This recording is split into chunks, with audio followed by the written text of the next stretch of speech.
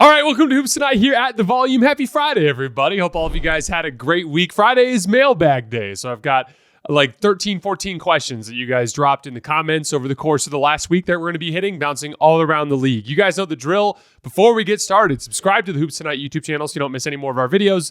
Follow me on Twitter at _JasonLT so you guys don't miss show announcements. Don't forget about our podcast feed, wherever you get your podcasts under Hoops Tonight. Don't forget it's helpful if you leave a rating and a review there. We also have brand new social media feeds on Twitter, Instagram, and Facebook for the Hoops Tonight channel, where we're releasing more content throughout the year. Make sure you follow us there.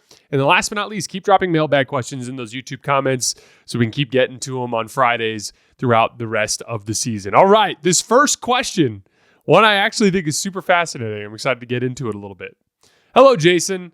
Who has a better chance of winning an NBA championship in the next 3 to 5 years? Is it the Rockets or the Magic? Very interesting on a couple of different levels because there's a bunch of variables involved. Like, for instance, one of the variables, Orlando's in the Eastern Conference. So it's less likely that they'd have to win 4 playoff rounds against elite teams. Whereas for Houston, they will almost certainly have to beat 4 consecutive elite teams to win a championship. Also, Houston is far more likely to make a more aggressive trade because they've got kind of a logjam in their rotation, some guys that are awkward fits. You wonder about a guy like Jalen Green and if he's ready to lead this roster. And so I could see a team like Houston, panicking is the wrong word, but just pushing their chips in earlier. That said, in terms of the organic talent that they have in-house, I think Orlando is more capable of reaching the championship level in-house without having to make some sort of all-in trade than Houston is. So, for instance, when I look at Houston and I look at their core pieces, I know what Şengün is. I think Şengün would be, I talked about this a little bit in the Thursday show, but if Şengün becomes a better jump shooter and a little bit better on defense, I think he can be the second best player on a championship team. If you pair him with an elite like perimeter player that he can play 2-man game with, I think that's a really solid foundation. But if I look at Jalen Green, a guy that I think still has potential to reach a pretty high level in this league, but he's pretty far away from that at this point. Jabari Smith Jr., I think, is a very good player all around, but he's certainly not that number one option type of perimeter talent. Fred VanVleet isn't that guy either. So Reed Sheppard, we got a question about Reed Sheppard later in the show, but Reed Sheppard, we don't know what he's going to be yet, but it doesn't look like he's going to be a number one perimeter initiator, right? So, as I look at Houston, it's like I have this thing that I understand really well in Şengün, but the rest of the guys, it's like, who are they going to be? Like, what about Amen Thompson? I don't know what Amen Thompson's going to be, but he could in 5 years be a really high-level offensive player because of his feel for the game if he polishes things up on a skill level. So, Houston, in-house talent, not quite sure what they're going to be yet. Orlando, I feel like Paolo Franz and Jalen Suggs are as sure a thing as you'll find for a core big three to build around. Now, Jamal Mosley and those guys are going to have to figure out how to play for each other and with each other better than they have, as they've been underachieving on the offensive end relative to their talent. But I do think the in-house talent with Orlando makes more sense. So with that being the case, who has a better chance of winning an NBA championship in the next 3 to 5 years? I'm going to say Orlando. But I think there's always that chance that Houston just gets super aggressive, jumps in and gets some superstar. They put him on that roster with that elite defense and with Şengün kind of anchoring things as the other half of that partnership. And I could see Houston getting it done. So again, both teams have the chance. Orlando more likely to do it organically, and because of that, I think they're more likely overall. Because that's the other part too. It's going to be hard to convince a superstar to really want to go to Houston too. So they might have some limitations on what they could do on a trade anyway. Thank you, Jason, for the video. A mailbag question: what do you think so far this season of the league parity between the two conferences? Let's say strictly the first 6 teams of each conference. It looks like the Magic, Knicks, and Cavs have all taken leaps, and the Rockets, to me, are not going to sustain this level of success. OKC is very much legit, though. Let us know. Thanks again for the great content. Couple stats. Of the 18 teams in the NBA right now that are 500 or better, 11 of them are in the West. So it's evened out from where it was at the start of the year, but still a substantial advantage there. In 97 head-to-head matchups, the West is 56-41 so far this year. It's a 58% win percentage. It's pretty high. My contender rankings as of right now, if I was ranking my top 4, Boston is a clear number 1 to me. OKC is a clear number 2. Dallas is a clear number 3. Number 4 is up in the air, but I think I'd go Denver, excuse me. So like for me, if I'm ranking the top 4 championship contenders, I still have 3 Western Conference teams in there. But if I go to 5 and 6, I think I go New York Knicks, and then I think I go Cleveland Cavaliers. So 3 of the top 6 teams and the best team are in the East. So with that being said, I think the top of the East is every bit as good as the top of the West, if not a little better, because of that Boston factor. But there's no doubt that the depth of talent, the depth of star talent, the head-to-head stuff, it's all pretty clear that the Western Conference is substantially stronger and tougher on a night in, night out basis than the Eastern Conference. Despite Chet being out for a considerable amount of time, the OKC Thunder have still been comfortably the best defensive team in the league. With this being said, do you think Chet's impact defensively isn't as big as we thought? Couple things. First of all, there's a difference between like big picture defensive rating stuff and like how good are we when the chips are down defensively against an elite offense in a high leverage situation, right? So here's the thing.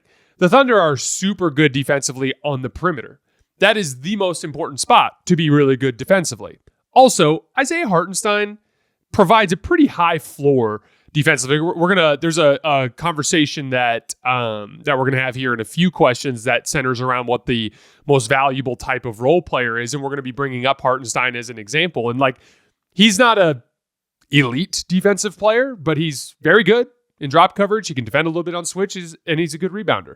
So like overall, like a guy like that is a decent foundation for them to go around defensively. Like for instance, like with you having an elite perimeter defense, a guy like Hartenstein is like everything you need in order to continue to like build out a strong defensive foundation. That said, when Chet comes back, the unique thing with Chet is he's both. He is an elite rim protector that bothers a lot of stuff around the rim, while also being a pretty quick perimeter athlete who can cover ground and can cover ground well. So like the thing is like OKC is maintaining a high level defensively because of all of their perimeter talent and because of the foundation that Isaiah Hartenstein helps them establish. But at the end of the day, their defensive ceiling, which you really would only see in a high leverage situation against an elite offense, is just so much higher with Chet because he gives you the best of both worlds, elite rim protection with the flexibility to fly around on the perimeter. Jason, can you please explain to me why it was even a thought that crossed the mind of Steph Curry to shoot the ball with so much time left on the clock? At the very least, a timeout should have been called by the coach before the shot was taken or as soon as Gary Payton collected the rebound. Someone pointed that out in the comments yesterday, which was a good point, which is that Gary Payton, when he dived on the floor, that was probably when things should have been stopped with a timeout. A lot of it's happening very fast, though. And I talked about this a little bit yesterday. First of all, to answer your question, what crossed his mind is pretty simple. He had Dylan Brooks on him, and he had an opportunity to get a decent look that would have not only ended the game, but it would have been another moment at Dylan Brooks' expense, which is something that Steph has plenty of, right? So that's really the motivation behind it. But I talked about this in the show yesterday. I thought of all the mistakes that Golden State made down the stretch of that game, that was one of the smaller ones because it's a lot more complicated than it looks on the surface. In short, he takes the shot and it's a scrum for the defensive rebound and Golden State ends up committing the foul with 5.5 seconds left. Let's say you wait and you go till 1 or 2 seconds left on the shot clock when you shoot, so 4 or 5 seconds on the game clock. Shot goes up. Let's say that it's a bad shot because Steph waited deep into the clock. Let's say Houston cleanly defensive rebounds it and calls a timeout. They're probably getting the ball with 2 or 3 seconds left. So the difference is, let's say that the defensive foul doesn't get called. The rebounding foul doesn't get called. The one that ended up leading Jalen Green the 2 free throws. And let's say Ime Udoka just calls a timeout. There's 5.5 seconds left. Okay. Whereas the alternative is maybe 2 or 3 seconds left. So I'm talking about the difference in 3 seconds, which, yeah, that's going to change how capable your team is of getting a stop because 2 or 3 seconds, a guy's catching, he's ripping, he's making 1 or 2 dribble move, and then he's going into a shot. 4 or 5 seconds, I can drive and kick once or twice, right? So yeah, there's no doubt that it's easier on your defense if you have less time in that situation. But you also have to look at the flip side of the coin, which is we're playing the result here. Steph got a decent look. Steph probably would not have gotten a decent look if he dribbled the clock out. All you had to do is watch that game and look at all of the shot clock violations, the air balls, the blocked shots at the end of the clock. Like, Golden State was really struggling at the end of the clock. So you have to weigh that in your head. The difference in trying to get a stop with 2 seconds left versus 5 seconds left versus I've got a pretty good look against Dillon Brooks right now, or I can work the clock down more, right? And I'm just saying that it's more complicated. So the real issue there is that probably shouldn't be called a defensive rebounding foul, like, or a foul on the defensive rebound. Like that was where the issue was. Like let's say the exact same situation takes place, but Ime Udoka just gets a timeout. Houston still has to go down and score, which is something they really struggled with. So, like, again, we're just playing the results here. Steph happened to miss. There happened to be a fucking awful call. And so Houston ended up winning. And so now we're hyper-analyzing the process. But there were just way more clear mistakes that were made by Golden State down the stretch of that game, like Podziemski and Draymond hitting at rebounds instead of grabbing rebounds, Draymond biting on the pump fake with Alperen Şengün, Pods ducking under a pick against Fred VanVleet, like shot clock violations. Like, there were bigger issues that Golden State had than Steph shooting a few seconds earlier and taking a decent look.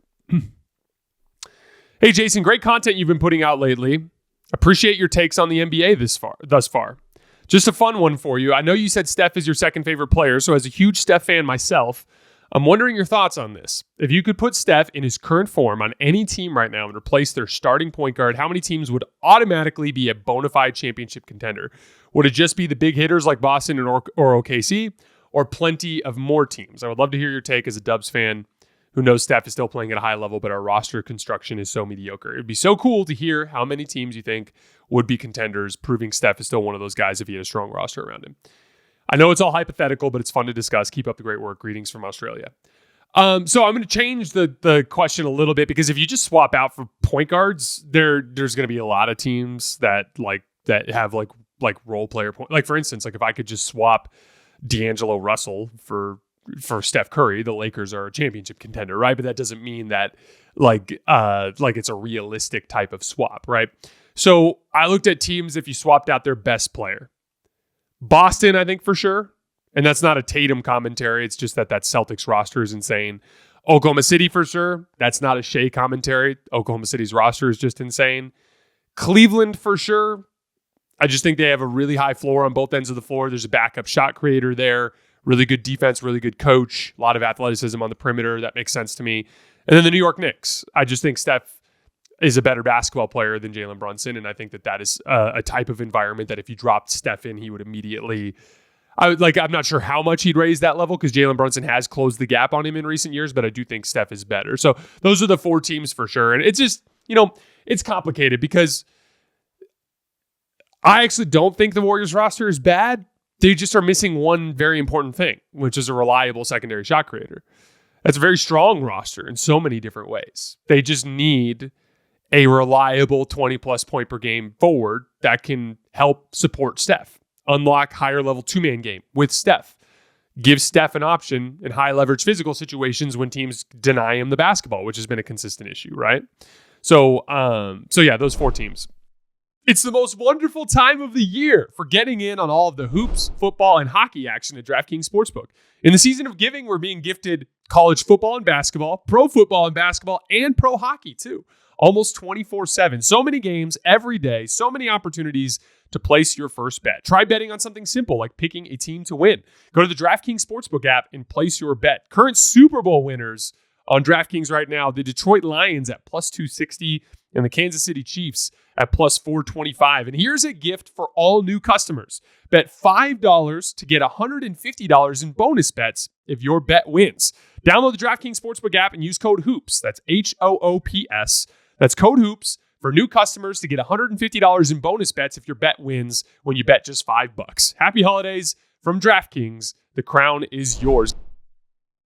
Hi, I love your analysis of the NBA because you look for the overarching concepts that are not talked about enough, which is why I want you to talk about the following topic. What do you believe is the most valuable archetype of role player except the 3-and-D wing?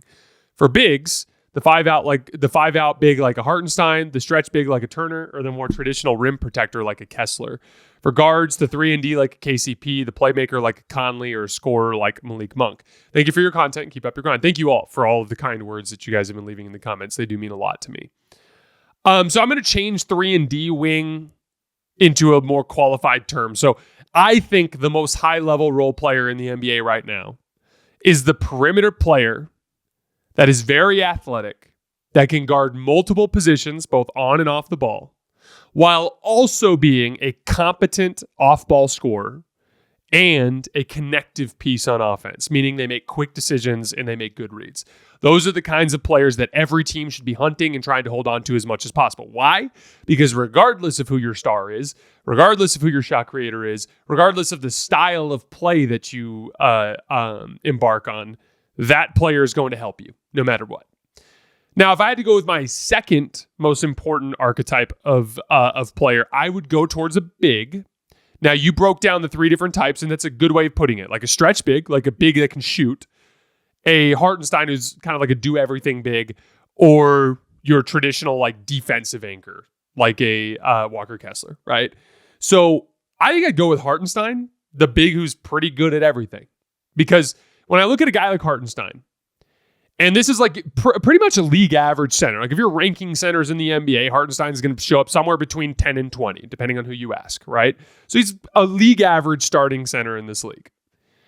He is a good drop coverage big. Not a great drop coverage big, but a good drop coverage big. He's a good switch big. He is a good defensive rebounder. He, on the other end of the floor, is a great screener. He is a good connective piece. He keeps the ball moving from side to side. He makes great reads. He's, in general, just a very quick decision maker, right?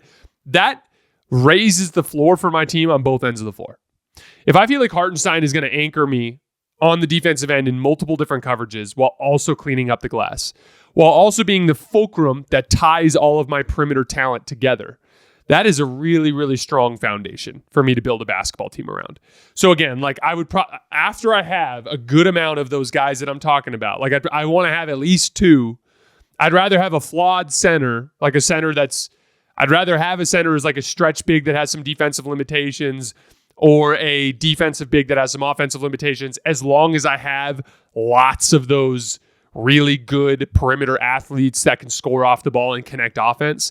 But once I have two or three of those, I really would be looking for that type of center. I think that is a center that makes everything easier for your team on both ends of the floor.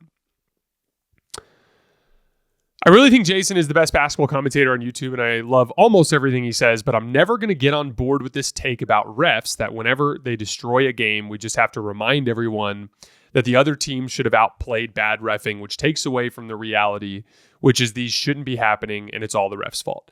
So, look, I'm not asking you not to be frustrated. Like, I used to do this a lot when I was younger, and it's stupid. It's like fan police. I'm not telling you how to be a fan. Be a fan however you want. And if that involves you getting super worked up about officiating, go ahead. Like, I'm like that's your prerogative as a fan. I have this feeling about officiating from personal experience with the game. Like, I am the guy that has always cared a lot about the player's perspective, because, that's my background in the game. I came up playing. And to this day, I'm that dude who's 33 and for some reason is training to be the best basketball player that he can be because he just loves doing it. You know what I mean? So that's kind of my approach. Now, when I was a player in college, I had a coach who had this thought process and would talk to us about, hey, we're on the road. There's going to be a bad call or two. We have to be prepared for it. We need to try to build as much margin for error to make it so that that's not the case. That is something that is kind of like stuck with me over the years. In fact, my relationship with officials has actually changed a lot. When I was younger, I was a hothead. I am a very animated basketball player. I communicate a lot when I'm on the floor. Guys who've played with me or played against me know what I'm talking about. But like, I used to get into it with refs all the time. And it was actually my wife that got me out of it, because I had a really bad one in Charlotte where I got kicked out of a game for a double technical. And we were like walking out to the car My wife is just like, this is embarrassing for me.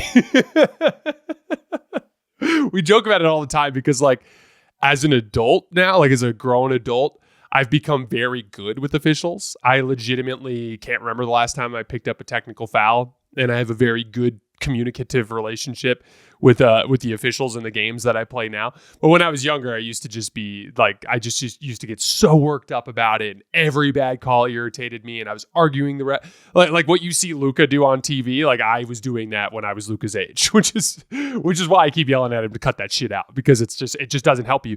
And more important than anything else, it just distracts you. It distracts you from what you're trying to accomplish. Like when you're worried about what the refs are doing, when the reality is they're completely out of your control, all it's doing is preventing you from focusing on the task at hand. And that's really the point. And that's what brings me back to the thought that my coach had for me when I was in college, which is this is a variable that is outside of our control. So the only thing that we should do is try to build in margin for error so that if this sort of thing happens, we don't get beat by it. And how do we build up that margin for error? By focusing entirely on things that are in our control. The more we do that, the more margin we have. Then the ref comes in and decides to co-opt a big moment at the end of the game. Maybe it's, maybe that exact same foul happens, but you're up 5. That's a game you end up winning, right? So like, it's just about perspective. And my perspective is always going to come from what it was like for me when I was playing in the past or what I'm playing now. That's always going to be my perspective. But like, again, I'm not telling you guys not to be pissed off as fans. If you're pissed off about it, be pissed off. Complaining about refs is not actually going to save your team. There's an expression, be an active participant in your own survival. Like the only way you can participate in your survival in a game like that is to make basketball plays that are under your control, not to focus on the officiating. Do you think Anthony Edwards' shot diet is somehow holding the Timberwolves back, even though he's been crazy efficient? Or is it more of a lack of spacing that is affecting their offensive cohesion, maybe also causing Anthony Edwards' lack of shots at the rim? So one of the things you'll notice about the NBA, first of all, I don't think, to answer the question very quickly, Anthony Edwards is still shooting in the mid 40s on 11 attempts per game. It's still Anthony Edwards' 3-point shot is one of the most efficient shots that the Timberwolves could ever generate in their offense. So I don't have any issue with him taking them. If he starts missing, then we can have another conversation, but it's not something I'm worried about. As far as the build for the Timberwolves, there's this concept that's been happening a lot in the NBA. We just saw it last night where it's like, okay, where are we hiding Şengün? Well, if we put him on Gary Payton, then we don't have to worry about some of the stuff that Draymond can do on the roll. Gary Payton's a lesser shooter, so we can hide him there, right? Or like Jason Tatum guarding a center and Porzingis guarding Derrick Jones Jr. in the NBA Finals. Every team is constantly looking for an opportunity to put their weakest defensive player onto a non-shooter. Every team is looking for an opportunity to help in other matchups by coming off of guys that they don't view as threats. The problem is Jaden McDaniels is a guy that can knock down a 3, but probably won't. Julius Randle has shot the ball really well at times this year, right? So like, I'm not trying to pretend like he can't shoot, but he's a guy that most teams on the game plan are thinking he's not Michael Porter Jr. We can close out on him. And then Rudy Gobert can barely even catch the basketball when he's in any sort of traffic, which any good defense is going to put you in traffic. So the real problem is that there are just a lot of options when you're playing against Minnesota to tinker with matchups, leave guys open, pack the paint. It's just inherent in their roster construction. It's something I've been complaining about nonstop. Anthony Edwards is addressing it by becoming one of the best jump shooters in the league. And that just goes to show you another reason why I think Anthony's going to be one of the best players in the NBA. He already is one of the best players in the NBA, but why he has the potential to be a true top tier superstar in the long run is because he has the competitive nature to be like, I can't get to the rim with this group. I need to just get really, really good at knocking down threes. But yeah, that's why I've been preaching so much over the years. Like, I would love to see a team take a guy like Anthony Edwards and accentuate his superpower, which is his ability to beat anybody in the world off the dribble. So hopefully eventually they do that, hopefully before he loses his athletic burst. Thankfully, Anthony's super young and there are many years to figure this out. But like, My thing is, as long as Jaden McDaniels and Rudy Gobert are your foundational 3 and 5, unless Jaden McDaniels just becomes a deadly 42% catch and shoot 3-point shooter, I don't think you're going to see a situation where Minnesota's spacing improves tangibly. Do you think Jalen Brunson can be the best player in a championship series? Absolutely. I mean, last year's Celtics are the perfect example of that. Now, Jason Tatum's playing at a top 3 or 4 level this year, but last year he wasn't, and he sure as hell wasn't in the playoffs. So, like, the point is, if you put Jalen Brunson on a roster with that type of talent, they absolutely can win the title. The Knicks, it remains to be seen if they have that much talent. They, especially on the defensive end, haven't really put that together. But like, I think the Knicks are a championship contender this year, certainly a top 6 championship contender this year with him on this current roster. So if put him on a better roster, I certainly think that he could do it. So I would say absolutely. Hey, Jason, can you explain, in your opinion and basketball reasons, why, 1, the Rockets aren't using Reed Sheppard as much, and 2, why you draft him at all when you paid Fred VanVleet? Thanks. Keep up the good work. Couple things. Reed's been struggling a little bit with size and athleticism in the NBA. That'll take time for him to figure out.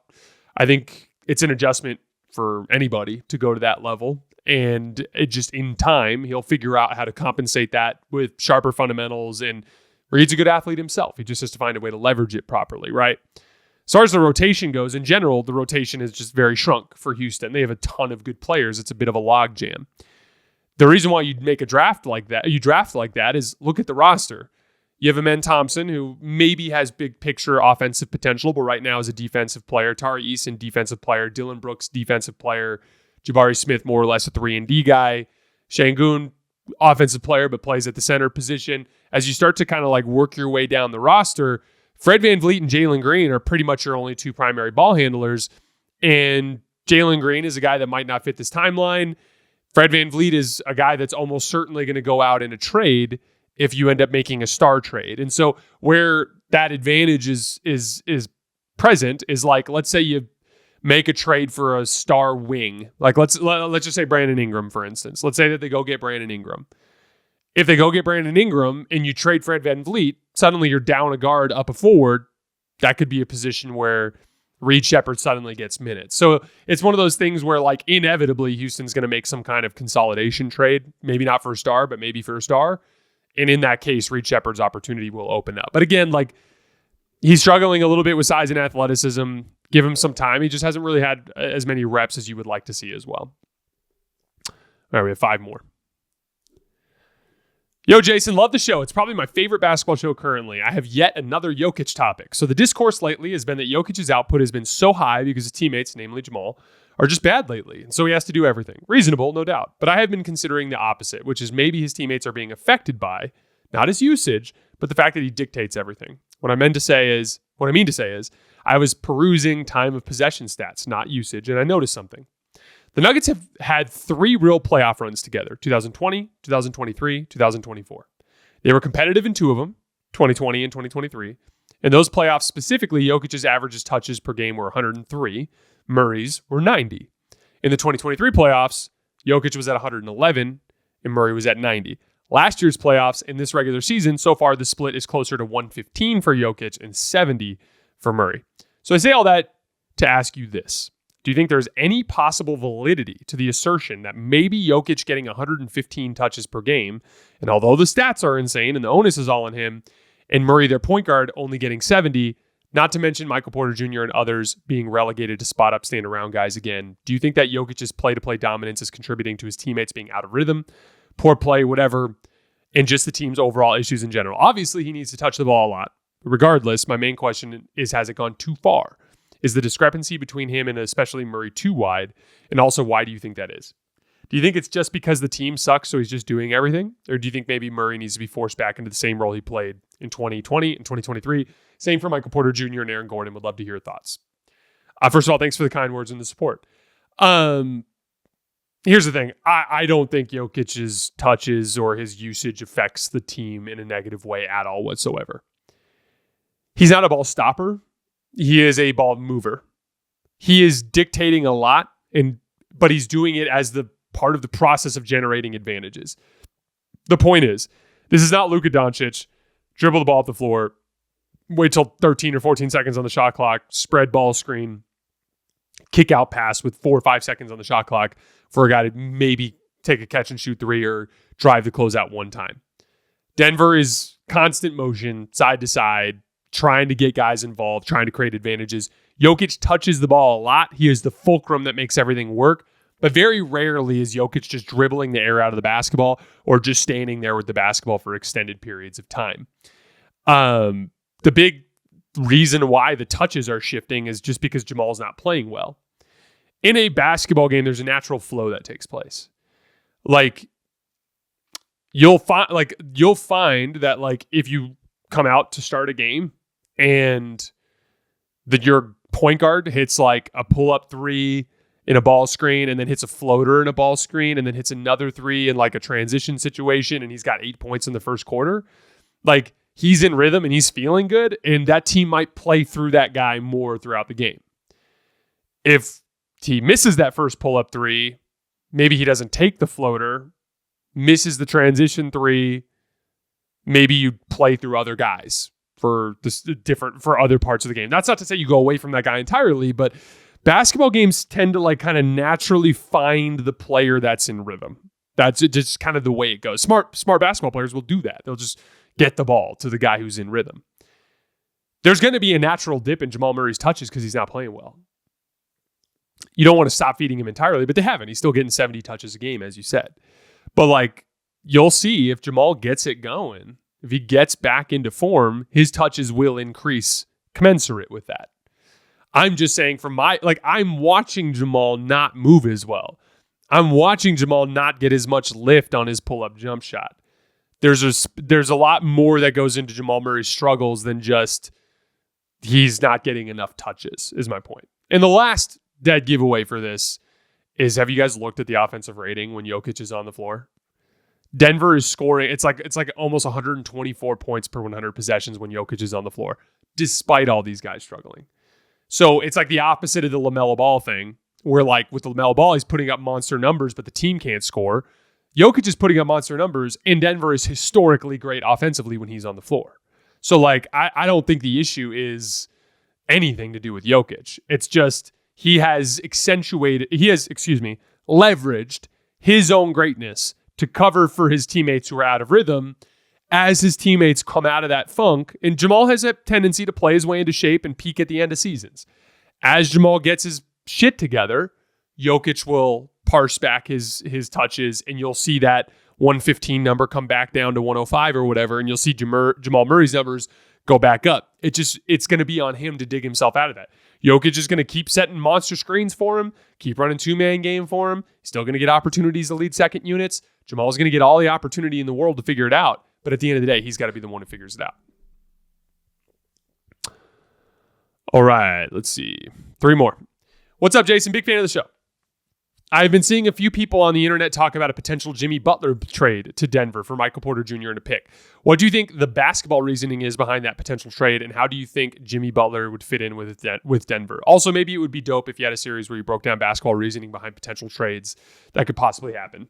Love your content, bro. I hope you stay blessed. Thanks again for the kind words and for supporting the show. I've been pretty bad at covering like hypothetical trades in the time leading up to the trade deadline. We'll try to figure that out better this year. It's a little too early. There's just most players aren't even eligible to be traded till December 15th.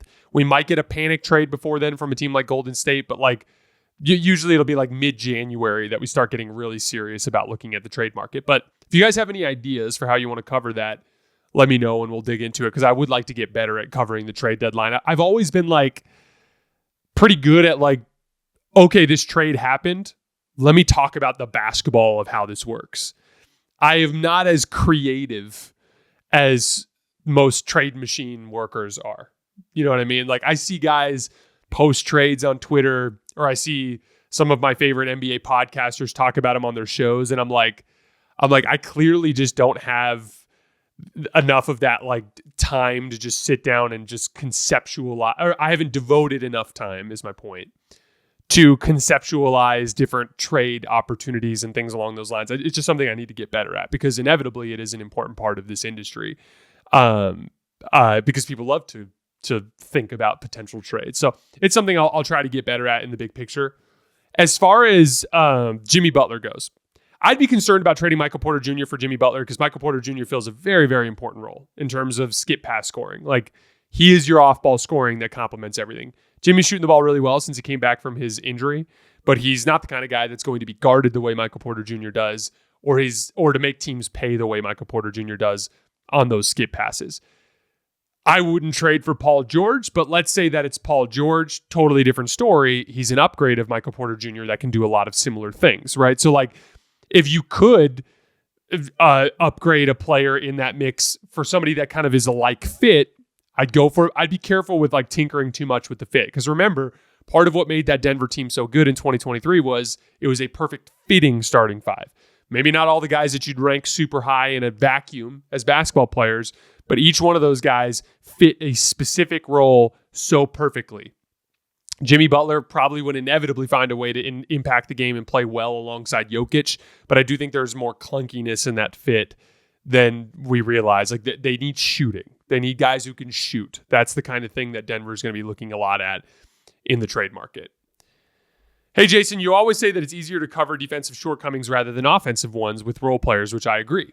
But do you also think that the ceiling is higher on a perfect team around a player like Luka, or is a player like Giannis with his defense more effective with a hypothetical perfect team around him? Love the show, and I appreciate your analysis over the legacy media. Keep up the great work. So I still think that let's take Boston, for instance. Like, if I put Giannis or Luka on Boston, they're winning the title no matter what. Like, both of those, for the same reason that Tatum's winning the title with them. Like, they're the best roster, right? Tatum does a lot uniquely to make all that work. I'm not trying to undercut that. I'm just trying to focus on this specific debate between Giannis and Luka. So let's remove Tatum from the equation for a second. Just imagine when I refer to Boston, I'm referring to just the most talented roster in the league, okay? That fits a lot of modern basketball concepts. I think if you put Luka with Boston, they'd be devastating offensively, just like flat out devastating. And they'd still be so good defensively because of their ability to cover for him. With Giannis would still put up monster numbers in a roster like Boston, and he would still unlock a super high ceiling with them. I just don't think he'd be able to reach the level of offense that Luka would be able to reach with that group. And yeah, Boston would still be really good defensively, but I think they'd be really good defensively even with Luka. So like, it's complicated, but the gist of it is a perfect basketball team around Luka, I think, has like transcendently great offense, whereas a perfect basketball team built around Giannis still would have some limitations offensively when things really, really grind down. But again, here's the thing. Giannis has played better than Luka this year. So, like, I'm talking more about an idealized version of Luka that hasn't really come to fruition yet this year. Now, I believe it will. I believe Luka will demonstrate that he's still at that level over the course of this season. He played pretty well up until that Oklahoma City game in the last, like, couple of games that he had played. But yeah, like, to Giannis' credit, he's outplayed Luka to this point in the season. So I'm more referring to these players in a vacuum, kind of like the idealized versions of themselves outside just the scope of this season. Last one. Hey, Jason, was wondering what you think of different defensive concepts. Man, 3-2, 2-3 zone, occasional traps. They seem to be the only defensive formations anyone will play. So much is invested in new offensive concept. However, I think defense needs innovation with these concepts. So there's, I was thinking about this earlier, like every defensive scheme has its upsides and its downsides. And most of the time, whether or not they work has to do with personnel. I'll give you an example. The Lakers tried doing a lot of switching this year. I am generally a person who likes switching, but that has to do with what kind of roster I have. The Lakers are a roster that is going to struggle with switching because they don't have really versatile defensive players in their lineup. So all teams have to do is get AD into the action, get him switched, pull him out of the play, and then look to attack elsewhere, and they have tons of advantages. Or just get a shot up over AD, and you're going to get the offensive rebound because there's not enough size on that back line to clean things up. That is a roster that probably should be running a lot more drop coverage. Why? Because that keeps Anthony Davis near the rim, prevents him from switching out to the perimeter, allows him to solve problems there. At the very least, you can try to gear the shots towards things that your game plan would prefer to give up, like mid-range attempts, kickouts to mediocre shooters, things along those lines, right? But the point is, switching has an upside. The upside of switching shuts down screening actions. Lower ask physically on your defensive players. The downside of switching is you can give up rebounding mismatches and you can give up size mismatches to attack one-on-one. Another upside of switching is keeps you out of rotation, right? But again, the downsides that come with rebounding. And also, I think that one of the things with switching too is it breeds laziness in a lot of ways because it is so much easier, right? Traditional coverages, like drop to varying degrees, a low drop coverage, it can work really well if you've got an elite point of attack defender who can get over the top of screens and funnel into your big. But if that guy starts getting caught on screens, there's a big weak point there in the short to mid-range, right? Okay, well, what if we go with the high drop coverage? Well, with the high drop coverage, we take away that little opening there in the mid-range, but now we open up the pocket pass or the skip pass, depending on whether or not the low man comes over. Zone. Zone defense can disrupt rhythm. Zone defense, depending on the configuration, can take things away like the paint or the three-point line, but it's really difficult to rebound in zones. Professional basketball players are much better at solving zones than younger basketball players are. Point being, there's upsides and there's downsides. Ball pressure and aggression trying to force turnovers. Upsides, speeds teams up, makes them uncomfortable, disrupts rhythm, forces turnovers, can help you get out in transition. Downside, a lot of aggression at the point of attack can lead to dribble penetration and to you being in rotation a lot, which can lead to offensive rebounds. So the point is like every defensive concept has upside and has downside. And so what you want to do as a team is you want to find 2 or 3 concepts that you can do that accentuate your talent.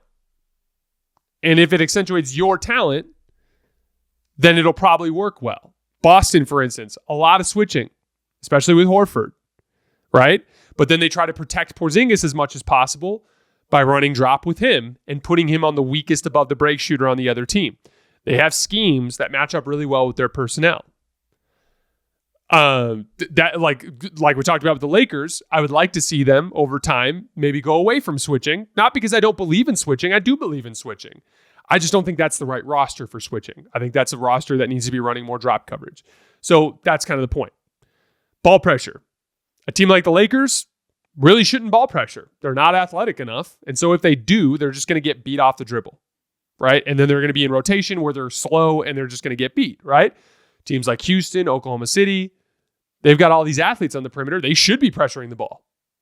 If they don't pressure the ball, it's a waste, right? So like defensive schemes are not, world beaters. They're not the end all beat all. It's a combination of like the scheme matching with the personnel and sharp execution. And if you don't put all 3 of those together, it's not going to have any success to begin with. All right, guys, that's all I have for today. As always, I sincerely appreciate you for supporting me and supporting the show. I hope all of you guys have a great weekend. We'll be reacting to the in-season tournament semifinal games as well as the power rankings on Monday. I will see you guys then.